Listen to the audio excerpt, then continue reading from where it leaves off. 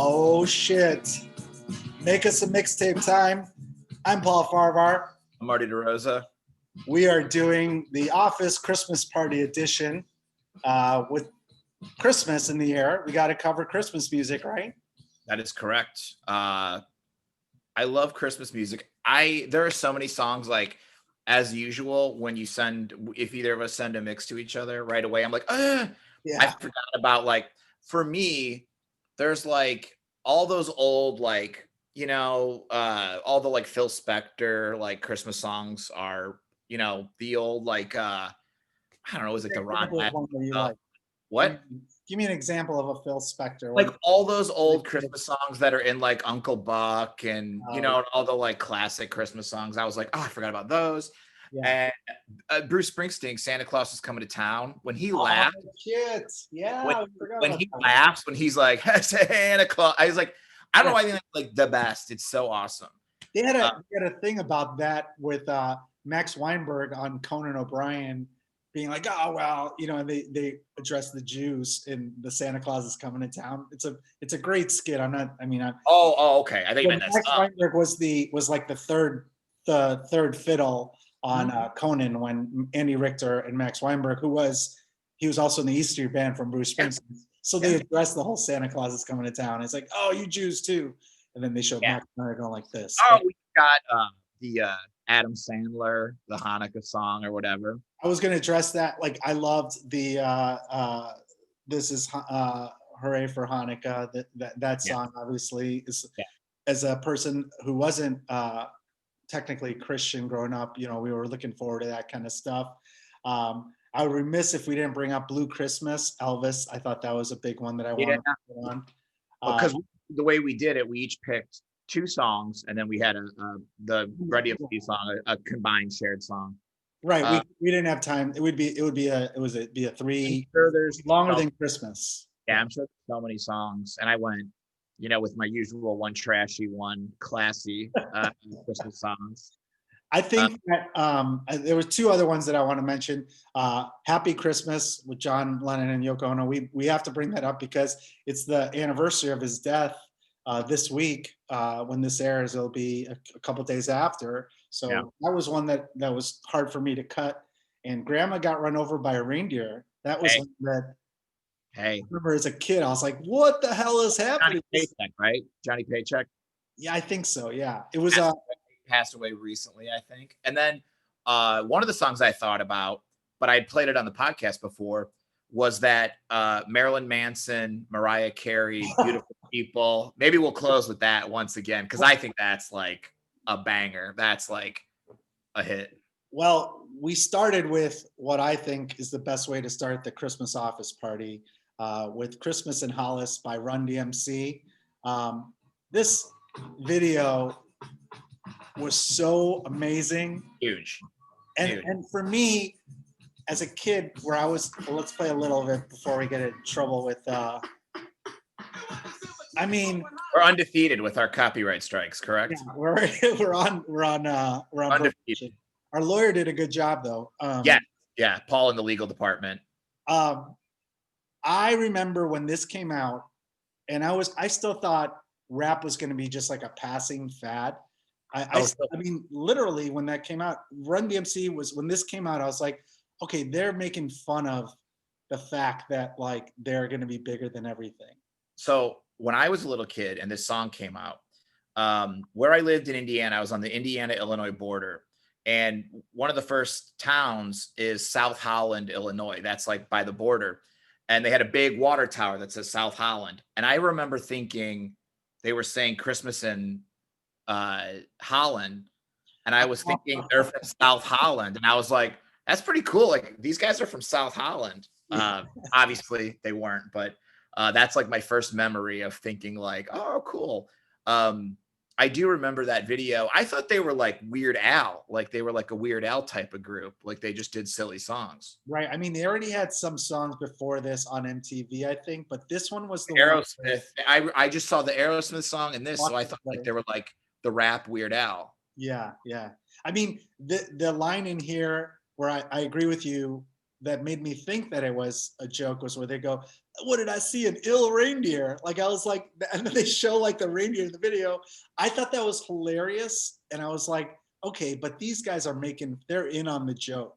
Mhm. You know what I mean? So I felt like maybe rap will survive. And then for years I ignored rap.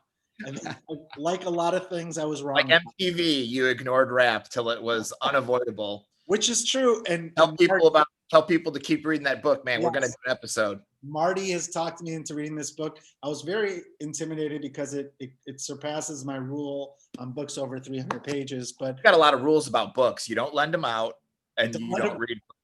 I mean, you're gonna let me borrow a book, or I'm gonna just steal one next time I'm over. It's just, this is happening. This is ridiculous. This is such a good book, and it's so good. And you're right. MTV ignored rap, ignored Black artists. I mean, yeah. And they had to be talked into playing Billie Jean, which like literally Michael Jackson had to come along for them to be like, fine, we'll play one less Duran Duran video every hour and we'll play Michael Jackson. And if you don't believe there was, whether you believe there's still institutionalized racism or not, and we're not very political on the show, but the fact that Billie Jean, which is a fucking artwork and is like a creative genius video for that. Yeah. I mean, forget Thriller, was almost never played on MTV, but they played on repeat Rod Stewart fucking in a 8mm camera seducing a lady, or the band Toto just playing live. Yeah. And 4 white dudes, Journey air guitaring. I mean, that was 1983. They thought everybody would just turn the channel and be like, no way. And, you know, little did they know, he would be one of the people who made that channel. He saved the channel in a lot of ways too. They would talk about it. I can't speak highly enough that book. We will have to, when I finish this book, we will have a special on I Want My MTV for you tape heads.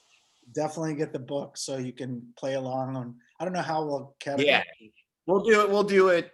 Maybe that'll be like the first one of the new year to let everybody kind of get the reading. But again, it's like, for me, and the books I read in a row, it was like Everybody Loves Our Town, which covered grunge.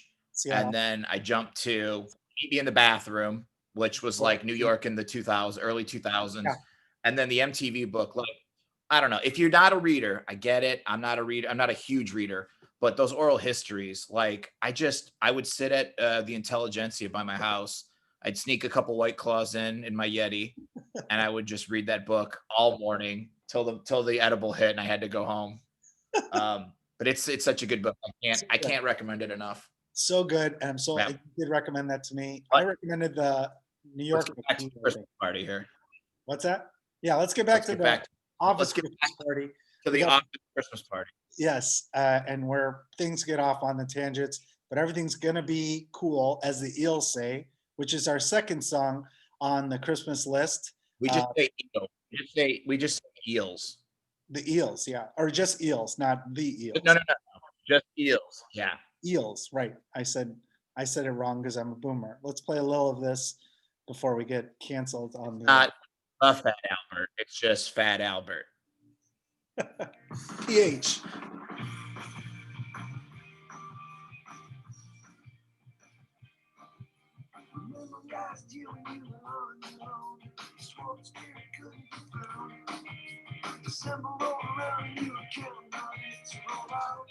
I mean, you don't even know there's a Christmas song until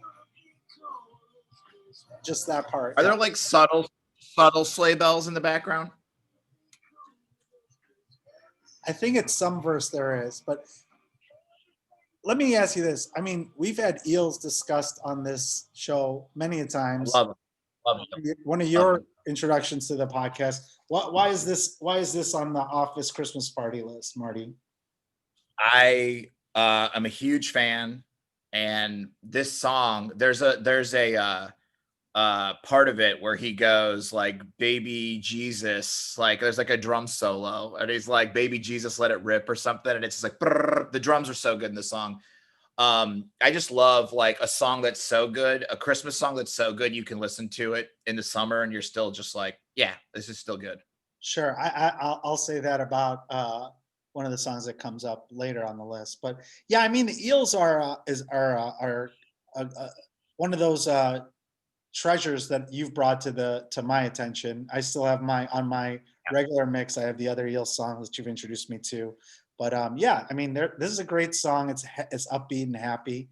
I like it. So good. If you just go to, whether it's Spotify or iTunes or whatever, the top Eels songs are just so good. It's a band that's been putting out good music since 95, 96. Yeah. Like there's concerts where they just do like a string quartet or something. It's just like it's basically the one main dude. But man, oh man, there's just like so many good songs. And yeah, this is just like one of my favorites.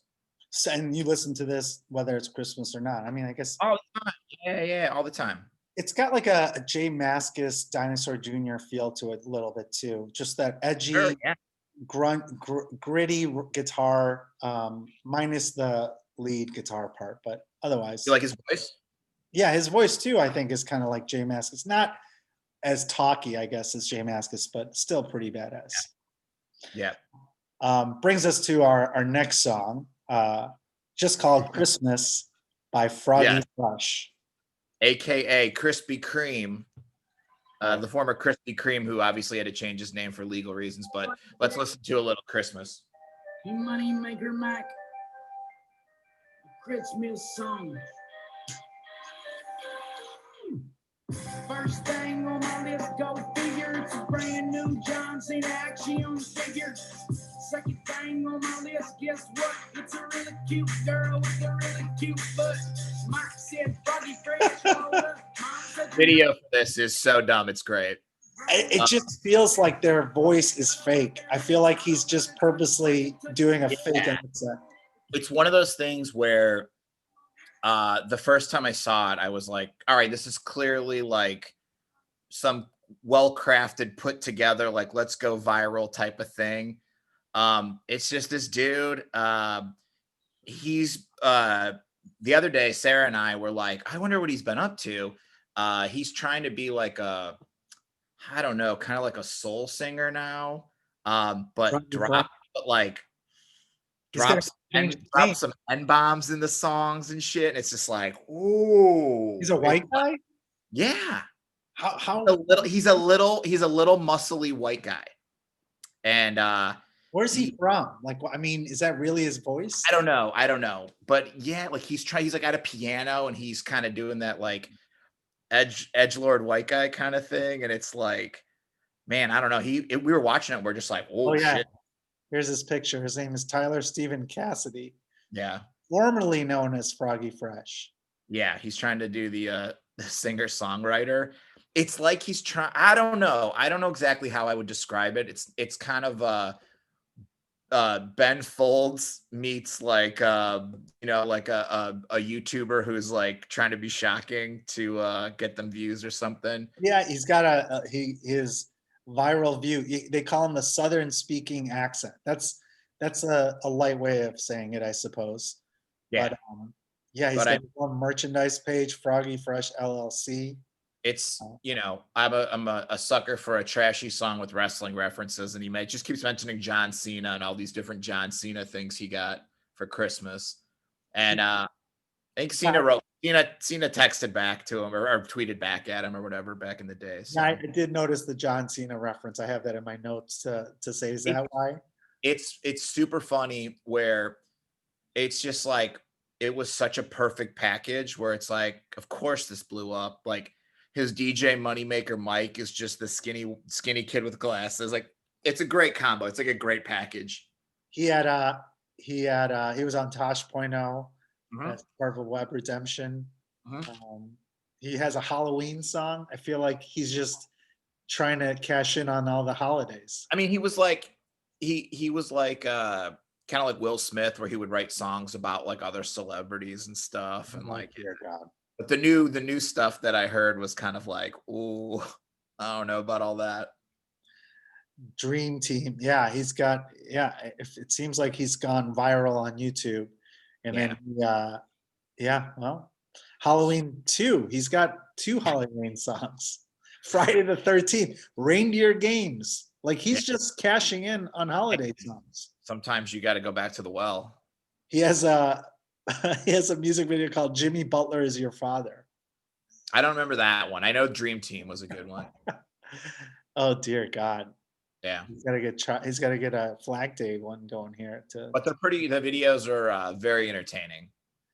All right. Well, He's in like little kid zip up onesie pajamas, like footsie pajamas. okay. And this is great. It's just great.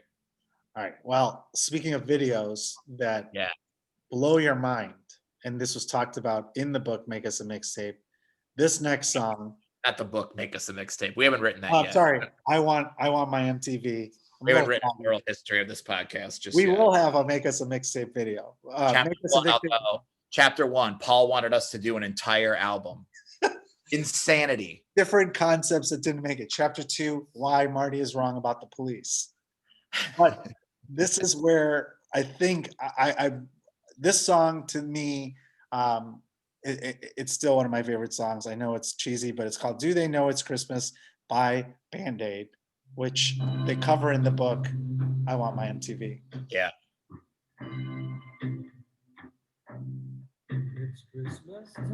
That's Paul Young. And goes right into Boy George. This blew my mind as a little kid. This and like We Are the World too. Like, I just couldn't fathom that all these stars would get together. I remember how much I love this song. I had the single, and as a lot of people know, I did a Facebook Marketplace clean out this COVID, and getting rid of this single was so hard for me because someone paid like $3 for it, and I was like, why'd you get rid of it then? I don't know. Well, what else? I would have given you $3 just to keep it. I don't know what I could keep. I wanted them to have, I mean, it's bringing them joy, but where could I have played it? I got rid of my turntable, it's just taking up space, but such a good song. I remember watching the video, which you learn from I Want My MTV. They just set up a camera in front and they were like, they didn't even have a song yet written. Yeah. And they're like, you have to make a video for this because MTV wants a video. Yeah. And it's just all the people coming in to record their parts. And at the time, there was no We Are the World yet. We Are the World copied them. Bob Geldof basically forced his way into having all these people on this and later Live Aid. Yeah. It's you got Sting, you got Bono, you got Duran Duran, Boy George, Paul Young, who's all over the place in this. I think he was co-wrote it because he gave himself all the parts. But yeah, I mean, it's such a great song, and to me, it still holds up. I still love it. I don't know why you don't like it, Marty. It's just fine. I mean, I think like, these big giant mega songs, I feel like it's cool watching the video and watching everybody show up. Because again, it was like blew my mind that all these different stars would get together. I wonder, they talk about it a little bit of like the politics of like who got the best parts and who tried to out sing each other and stuff like that, where they would kind of pit people against each other to be like, well, they're doing it. And they're like, all right, if they're doing it, I'm in, and I want the chorus, or, it was very interesting. I'm glad that, it's tough when these songs, when everybody gets together to make these. I mean, like, as cheesy as it is, the last, I would say, attempt was when everybody sang Imagine on their phones. And that was like, that was painful. It was one of those things too, where, I mean, as a little kid, that was probably the first time that I was like, oh, there's starving people in Africa. Like, sure. I didn't know that. Yeah, I didn't. They brought so much attention to that issue, that starving kids in Ethiopia. It was written by Bob Geldof and Midge Ure, who from Ultravox, the band, who we talked about on the podcast with Param Parastrong. But yeah, I mean, it had so many great artists on there. I don't know why Paul Young got all the beginning and endings on that. Maybe they thought he was going to be a lot bigger. I mean, it's not like MTV didn't put all their power behind the wrong person before and think like this is the guy. Right. But I mean, I remember as a kid, I loved this song and I was so mad at We Are the World because I thought it was just a ripoff. I was like, they're just stealing all the glory of this guy, Bob Geldof. And I Look, just didn't like it. looking back now, what do you think's the better song? I still think this is a better song. We Are the World is a good song, but I feel like it's just too like I don't know. I think this was more rock and poppy, Mhm. like new wave 80s style. We Are the World is kind of like it kind of had like a gospel feel to it, you know? Yeah, yeah, I think so. I think musically, this is a better song than We Are the Yeah. World. I mean, to this day, it's still one of my favorite. I love this song. I think it's great, and if it's on the radio, which is rare, I think it's great. And it's funny that Phil Collins is the drummer on this. He doesn't sing, Yeah. or maybe he sings on the chorus. I'm not sure, but They were um, like, "Nah, nah, nah." It's like, when a performer, um, is like, what's the word I'm looking for? Well, like a comic. Sometimes a comic gets booked who plays music, and they're like, "I don't wanna play music," and they're like, "Well, you have to play music." yeah. I mean, it's you have to play music. With Phil Collins, they were like, "You're drumming. That's just the deal." Well, this was right after he started singing for Genesis, and that's when Peter Gabriel was no longer in the band. So maybe they were like, well, why don't we just let you do this? We don't want to create a rift and take sides in the whole Peter Gabriel. Hold on one. I'm so Someone sorry. at Hold the on. door? Yeah.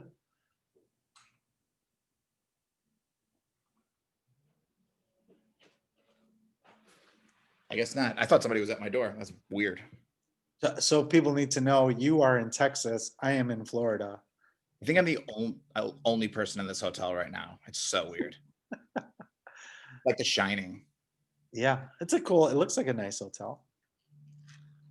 I feel Yeah. like. But yeah, great song. And Live Aid was so cool. I thought I was really bummed because I remember I was at my tennis club when Live Aid was streaming live. And Your tennis club? yeah, I was. My parents would drop me off in the morning, and I just would stay there, and they'd be like, "Go play tennis." And Mhm. then I heard about it, and I was calling my mom because I wanted to go home and watch it because I knew the Police were going to be on it, and Duran Duran, U2, all bands that I liked at the time. The Police I still do, but and I was so mad I got to miss it. I missed it, but But MTV played it 8 million times after that. So no, they didn't play the whole oh, thing. They played like parts of it. I thought. I mean, you couldn't watch the part where um, there was like a part in that where there were parts that they didn't replay. yeah. I think they played the highlights of like the artists that they really wanted to. But I like the deep cuts back then. Okay. I thought this was one of those where they played the shit out of it every Christmas. They might have played the highlights, but you got to remember, Live Aid was 24 hours. I mean, it was a long. Oh yeah, that's true. They're not going to play a whole thing. They're I going to I, play I like. have to revisit that. I don't remember. That was the big Queen performance, right, at Live Aid? Yes. Okay. Yeah.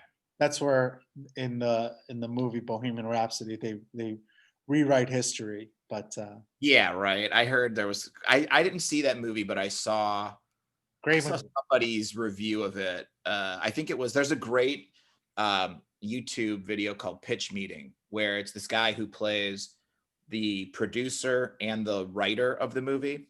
And the producer is like, but I thought, he goes, I don't care. We'll just change it. And he's like, they just make it seem like that was his last performance. Yeah. They just like take any creative Uh, liberties they need to make the movie fit.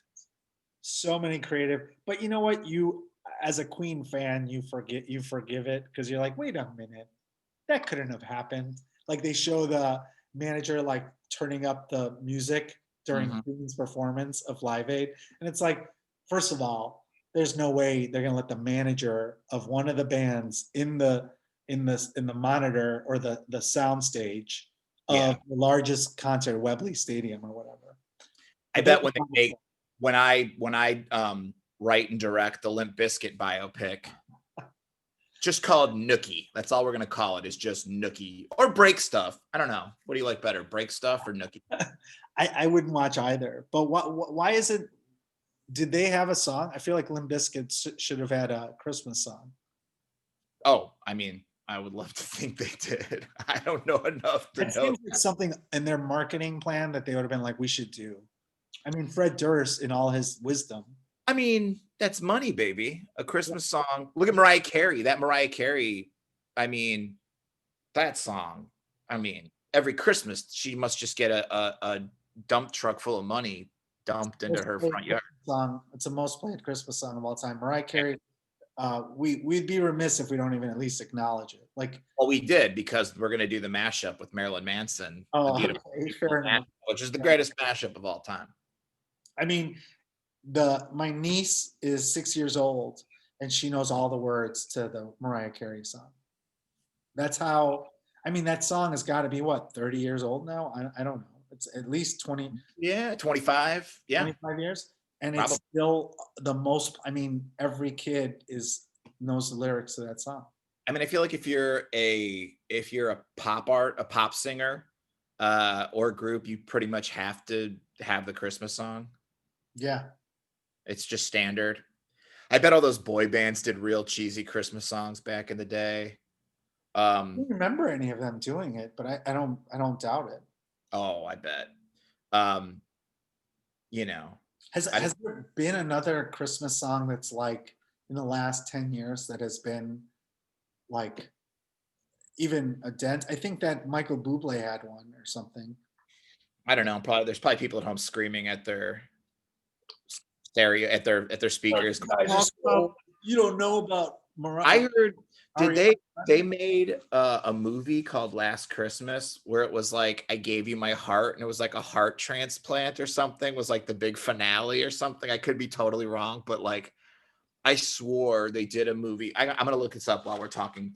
I'm pretty sure they did a movie called Last Christmas, and Are you talking about the movie that was filmed in Chicago where the ape goes crazy when she sees or she had a transplant with the woman who was it's like what? a famous movie. You know what I'm like? Oh my God, people are gonna be so mad at us right now. I know. I wish I did my research. Return to Me, I think it's called. Okay, I remember that. Where the ape goes crazy. It's a comedy drama. Bonnie Hunt, David Duchovny. Oh yeah, I remember renting that back in the day at Hollywood Video. I do remember that. Yeah, I thought that's what you were talking about. So Last Christmas was a Paul Feig directed movie with Emma Thompson, and it was a Londoner. Nothing seems to go right for young Kate, a frustrated Londoner who works as an elf in a year-round Christmas shop. Oh, by the way, Netflix does like the movies that made us or whatever. They have a Christmas movie episode about Elf that is like so good. You should go on. Elf? What do you mean? About the movie Elf, like how the movie Elf got made. Oh, okay. Really good. I don't know. Last Christmas, who knows? I could be totally wrong, but I'm pretty sure they like literally take the "I gave you my heart." That might be the end. If I spoiled it, I'm so sorry. I ruined a terrible movie. Oh shit! I feel like there should be more like Christmas songs, like Adam Sandler did. You know, like a goof. There hasn't been comedians who've done that. You know what I mean? Like I feel like that's. I think Larry the Cable Guy did a Christmas song. I mean, I mean, like you said, this is a cash grab. A Christmas song, right. Total cash grab. We're only doing this episode as a cash grab. We're getting so much money for this.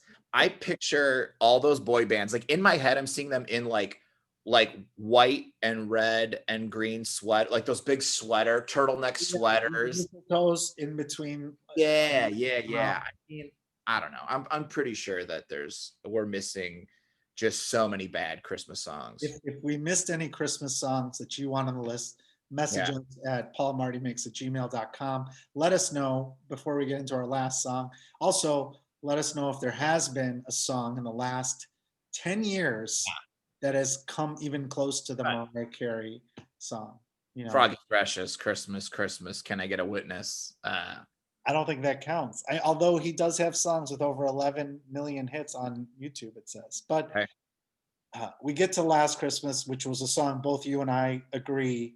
This last song for the Office Christmas Party is my favorite Christmas song, one of my favorite ones, if not the best. This is Last Christmas by Wham. Who would have thought somebody heard this and went, I'm going to write a movie about this? You forget how 80s it is with that synth beginning, but it holds up, man. Last Christmas, I gave you my heart. The very next day, you gave it away. Gave it away. I mean, for all the shit I thought of Wham and George Michael when I was a kid, the music does hold up. The guy has written some amazing songs. Yeah. I mean, Yeah, I just looked it up here. okay. Explaining the Last Christmas twist. Tom died in a biking accident last Christmas, shortly after which Kate, who needed a heart transplant, received the heart. In their final scene together, after Kate learns the truth, Tom says that he was, quote, she was always going to have my heart one way or another. And where can people find this? The movie Last Christmas? Yes. I don't know, wherever it's streaming. It's not on like a Hallmark. No, it was a real movie in the theaters. Anyone famous in it? It came out last year. This was like really recent. Any actors that we know? Emma Thompson, I think, was in it. Are you serious? Oh, that's legit. Like Paul Feig directed it. It was like a legit movie. Okay, all right. Emma Clark. I'm sorry, Emma Clark. Did they get to play this song in there? You think, or Of course, royalties? They had someone cover it. No, they probably played the whole song. What was the song in Love Actually? What was the big Christmas song he did in that? Oh, that's a good question. We need one of those like Joe Rogan guys, like Jamie. Look that up. Yeah, that was a cover, I presume. The Love Actually soundtrack. If that movie gives us any indication, I feel like Christmas songs are a big deal. In All I Want for Christmas Is You. Okay. And it had Christmases all around. White Christmas. They had a lot of Christmas songs in there. I don't know which one you're talking about. You're talking about the one at the end of the movie? Yeah, where the guy's like, if it goes number one, I'll go naked. All I Want for Christmas Is You. Yeah. Or Christmas Is All Around, maybe. I think it's All I Want for Christmas Is You because he like dedicated it to his manager. Olivia. I love Actually. Like, it's one of my favorite Christmas movies. Really? I really like, for whatever reason, I really like that movie. We did a spoof of that for Drink Day Laugh, the show at the Laugh Factory, where me, Ross Kelly, and Andrew Sitter, we did like a spoof of it and promote it. And it did well, but it's so funny that people were messaging us saying, 90% of them women, saying that that's my favorite. That's my favorite movie. It's good. I like it.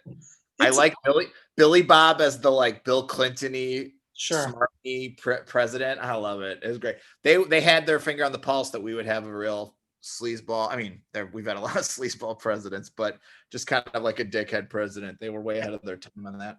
I just, to this day, I feel like maybe it's just, I have some loyalty to my friends, but that guy is like, he had those cards where he's trying to take his friend's girlfriend. I mean, that was a little weird. That's kind of and people are rooting for him. I'm like, are we forgetting that? Yeah, he's trying to cuck this guy who's his friend. Trying to bird dog. That's called bird dogging. That's stealing a girl. That's bird dogging. That ain't cucking. That's bird dogging. He's trying to steal his bud's girl. So, Last Christmas, Wham. When I was a kid, I used to make fun of Wham, and it talks about it in I Want My MTV on how they were, had these super like atrocious videos early on. Not when George Michael took over, but they're in these short shorts, Wake Me Up. I mean, it was super flamboyant. I need to know what like what the Bill Hickses of that time were saying about that. Like, what did Bill Hicks say about that video? Like, I mean, that's when you were throwing out the word gay. Like, so bad. I remember when I was at my old job, I would test old people's hearing, and that Liberace movie, what is it, Behind the Candelabra or whatever, came out with Matt Damon. The HBO did a Liberace movie. Okay. Yeah, where Michael Douglas played Liberace. Yeah. Okay. And this one lady and I were talking about it, and I go, "Hey, back in the day, what did people think about Liberace?" She goes, "We all knew he was gay. We just went along with it that he was straight." Well, yeah, of course. But I mean, you're talking about the videos being like a hint as to George Michael later going down on a guy in the. A hint that they might have been gay. I mean, Well, Andrew Ridley isn't gay, the other guy. He's oh like, really? I don't think so. He's like a race car driver, and he's like George Michael. I had no idea. I thought they. I mean, those that "Wake Me Up Before You Go Go." Hey, It's but just, remember, after that, when George Michael went solo, he did Freedom, which was an awesome video and an awesome song. I watch it often when I'm blitzed Sure. out of my mind. Um, he had so many songs where Storytelling from Faith, Faith, and then Freedom, where he's like, "I'm burning that. That's not me anymore. I'm done with yeah, that part. I'm not the leather jacket guy." Faith, yeah. I mean, the Faith, I think, was kind of flamboyant, I suppose, but the rest of the stuff, you were like, he was with attractive models, so there was no hint of him being gay. But I remember hating Wham because I was like, these songs are so cheesy. But in hindsight, a lot of those have held up. Faith is a great song, I think. Careless Whisper is an amazing song. I think Freedom is like it might be Freedom my is a favorite song of his. It might be my favorite song of his. Father Figure is okay, but Freedom is a great song. I've had that. I still listen to that. But Last Christmas is, in my opinion, one of the best songs of Christmas songs. It's great. And it's too bad that it hasn't like gotten the Mariah Carey level. I think it's because of the '80s feel. It's kind of like it's sadder than it's not as But bubbly. you think it would have? Yeah, you think it would have made a big comeback with like '80s making its resurgence and stuff like that. And it's Yeah. just like, I don't know. It's a great song. I do think it's a great song, but and it's funny that I always feel bad for the fact that I didn't give Wham the credit that they deserved. I mean, I think they're fine. I think they've gotten enough. I feel like, but I feel like I wish I would have known that while George Michael was alive, because I could have just told him, I'm sorry for all the negative thoughts I had about you. Yeah. I mean, to go from Wham to the singles career he had was like, that's pretty impressive. Like in wrestling, a lot of times the tag teams break up and then one guy goes on. Yeah. George Michael's definitely the Shawn Michaels, and the other guy's the Marty Jannetty. And if you get it at home, I love you. Thank you for getting it. I don't. It's funny that I don't understand it. I guess I do, but so many people are still George Michael fans. Like I have friends who that's their favorite artist of all time. That wild favorite of all time, and it's multiple people, men and women, who say that. So yeah, I mean, the look and the videos, and I think in I Want My MTV, I might be thinking of another book, but I think they interview a woman who was his like stylist or something, and they would say, "Oh yeah, we're dating," and he had a lot of beards that would cover for him. There were, I think, some were like models that like he would just walk around so people would never question it. Yeah, because I think his makeup Martin artist did that too, right? Didn't I think they were friends, and she's like, "It was fine, no big deal. Like I didn't mind." Or maybe he was bisexual for a while. Who knows? I don't know. Who are we to say? Who will never know because he's gone. Hey, it's Christmas. Be who you want to be with. Love who you want to love. What else can we cover in the Christmas holiday office party before we go out on the mashup? I have the mashup ready to go for Hey, good. I know what you want. How would you feel? Let me ask you this question. How would you feel if you were either in a band or a solo and your biggest hit was a Christmas song? Would that feel kind of like an asterisk in the record book? No, I think I wouldn't care. And I've said this before. We talked about it, the ongoing history of new music. I don't think there's any shame in being a one-hit wonder, and I would say the same thing about a holiday song. So, if your biggest song is a holiday song, what months can you play it at a concert where it's not like, "Come on, dude, what are you doing?" Well, I'm assuming that the holiday song is a legit holiday and it's not like it's a Christmas hit. It's a Christmas hit. Okay, because it would be weird if it was like Columbus Day, and then all of a sudden it's canceled because Yeah. that he was a bad guy. I would say for Christmas you can play it all of December, all of Yeah. January, all of Yeah. November. Okay. That's it. And I'll let you do Christmas in July. Oh, Christmas in July, yeah. What? I'll allow it. Yeah, I think that's it. I don't know. What would you feel bad? I don't think. Would you have a problem with being a one-hit wonder or a Christmas star? I mean, it's not ideal, but it would be, I'd still take it, you know. But I think it's like, to me, it's like if your first big hit is a cover, Right.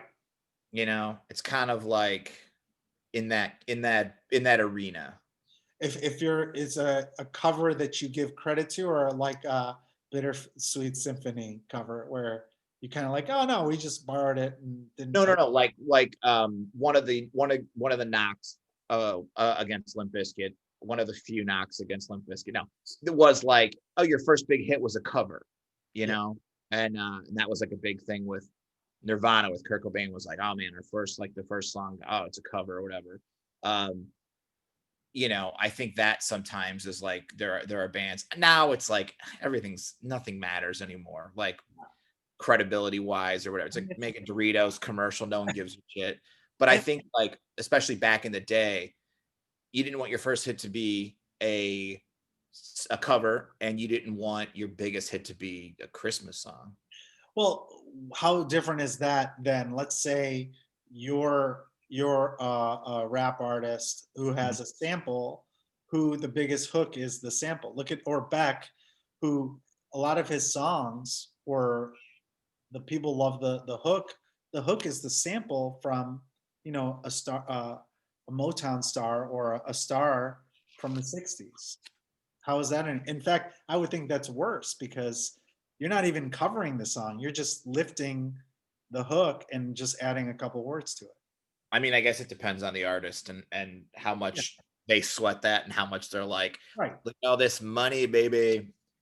Because I know, like, Trent Reznor gave Marilyn Manson shit for covering damn, what song? Blue Monday. Oh, okay. Is that the song? Blue, what? The New Order song? Or Yeah. So it's like, because he basically did, like, it felt like such a, like, beat for beat cover. So I don't know. That's a whole nother can of worms. Credibility, you know. It's Christmas, so everything is forgiven. I guess. Just like all the songs say, it's time to put all your ill will aside and just, you know, act like love it each other and save the children, and save the children. give your heart away for a transplant to this. Let me tell you what, your crazy fantasy about making a mixtape for a woman and her playing it for a guy and him being like, that was a pretty cool dude. You donate your heart, you're dying, you know, and you're like, hey, if I get hit by a bus, give my heart to Rebecca. And then Rebecca, who needs a heart, a girl you dated, you know what I mean? And that's like, you know, it would be funny if you're like, I'll give her my heart, but she also needs to listen to this CD. Just listen to this tape. That's your ultimate weird fantasy. That's your ultimate weird fantasy of a girl being like, Paul, man, not only did he give me his heart, he gave me this mix CD to listen to. And then on the mixtape, I would have the mix CD of all the bands that I was in, covering every song. What would you do around Christmas time? Did you cover any Christmas songs? No, we did cover Faith, and we covered Careless Whisper. I don't remember doing any Christmas songs, or any holiday songs for that matter, but I could be wrong. You guys ever do mashups? We did a lot of medleys where we go into a bunch of songs. The band Shoeshine Boy did a very popular Forever in Blue Jeans by Neil Diamond, into Franklin's Tower by Grateful Dead, into Fish Song. But that was, you know, that was any holiday. Okay. Every day was a holiday for us. But Go Tom covered Faith, and Dan Dara had a song, Careless Whisper cover, that went on to do well. I think it's been licensed on some stuff. Does Wilco have any Christmas songs? I feel like they're a band who would have some Christmas songs. Who's that? Does Wilco have any Christmas songs? I don't think so. I could be wrong. Jeff Tweedy would make like a pretty cool I think Christmas. Jeff Tweedy has some stuff going on he does a lot of Christmas shows, and I know that he does that Second City thing every year, Yeah. which I think just happened Did they do it? virtually. Someone Oh. messaged me saying, "Are you going to Second City for the show?" I'm like, "There's no shows right now at Second You City." didn't want to cover it for the podcast? Now that we're like really official music insiders in Chicago. I think just for the record, we actually are, because our podcast, without unbeknownst to me, How dumb is this? nominated for the best music podcast in the Chicago Reader. Do you know what any of the other ones were? I recognize James Van Osdale, friend of the shows, and Barney. Was the Alpine Trio podcast where they do I the don't know. song? It wasn't a lot. I looked at it briefly because I was just checking. Someone's like, "You got nominated," because I told people to nominate, or that Singles Only was nominated for podcast, and they're like, "What about Make Us a Mixtape?" I'm like, "It wasn't nominated." Like, yes, it is. And then I looked and I saw that we were nominated. So, Hey, so all you tape heads, thank you. If we thank do you to get all the nominated, tape heads out there. We are official. I think You know, that- we just bullshitted this into existence now. We are music insiders in Chicago. Now there's no fucking places to go see music, but we could have gotten on all the guest lists and Oh, everything. yeah. We I mean, interviewed we anybody who came to town. I think that by the time this airs, the nomination process will be over. But if we do get in the top 3 or whatever, you can vote for us in January. Okay. And then imagine if we are the best music podcast in the Chicago Reader. That would be like how comics win it, and you're like, "You're the best comic in Chicago. Get out of here." We'll see what happens. We'll But see how it happens. But hey, it's just an honor to be nominated with people like James Van Osdale. oh yeah, James is a fucking monster. I think he's won it already. So Yeah. I imagine It's time for the new kids on the block to win the best podcast award. it is time for the new kids, because we're young and with our own hearts that we haven't donated to anyone. Yeah. Well, that's our episode, Marty. Please subscribe, review us, vote for us if we're not. Vote for us. Who knew? So funny. PaulMartyMix@gmail.com. We're gonna go out on the song that will definitely get us on the YouTube list of red flags for copyright violations. Here's the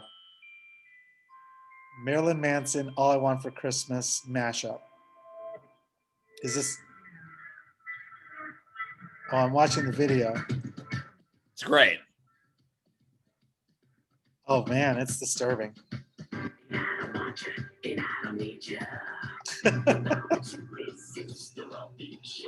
Give this gift to anybody who loves music, and they will be And it's mixed in with the Mariah Carey video. the best. All right. Thank you all for listening to another edition or watching Make Us a Mixtape. Be safe out there.